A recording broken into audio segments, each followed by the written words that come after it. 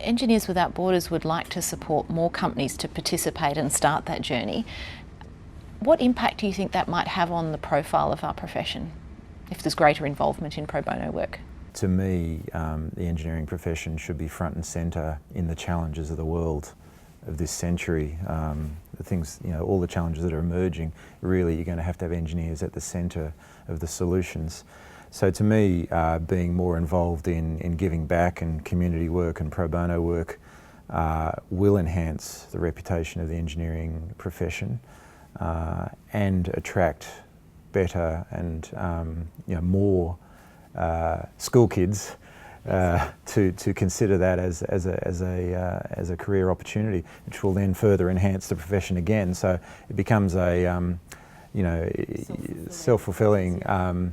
And I think engineering really can enhance its reputation in that sense. I think it's vital that we do that. I'd love to pick up on your point, Peter, about I guess what motivates companies.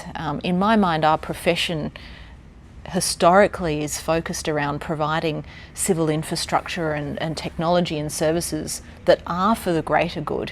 And yet somehow I think we've lost contact with that, or at least we don't present that as often as I think we could. Can you talk a little bit, please, about how we might sort of bring that community focus back to the centre of what our profession contributes?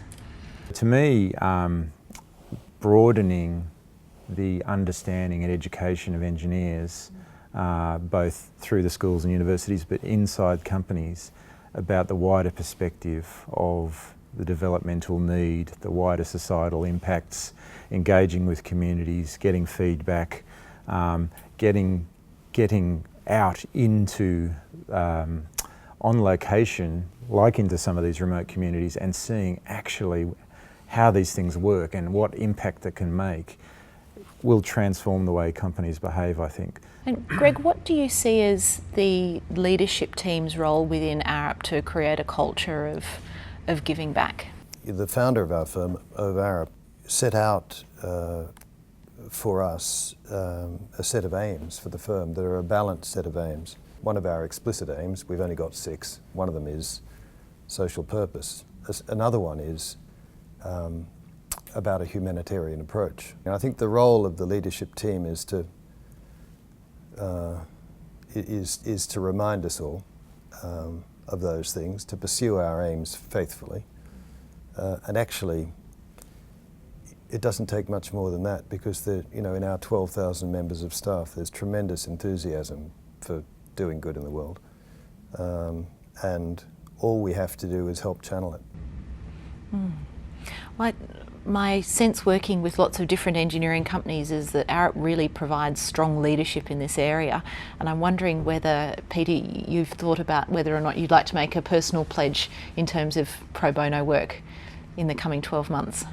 My pledge is to give the fullest support as a leader, but as the company of Arup, to the serving of society, to shaping a better world through pro bono activities and volunteerism, is to give it its fullest support and the full weight of the leadership behind that. So I desire to always support staff and their ambitions to shape a better world, and I give that my full support. Greg and Peter, do either of you have any final comments or thoughts that you'd like to share on the topic of pro bono work and volunteering? I guess my final thought is to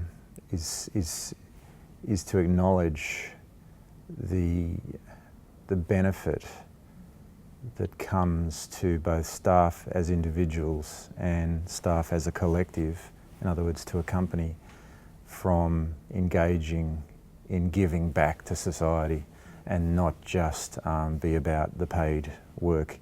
The benefit is far-reaching and potentially life-changing for individuals, and that's got to be worth it.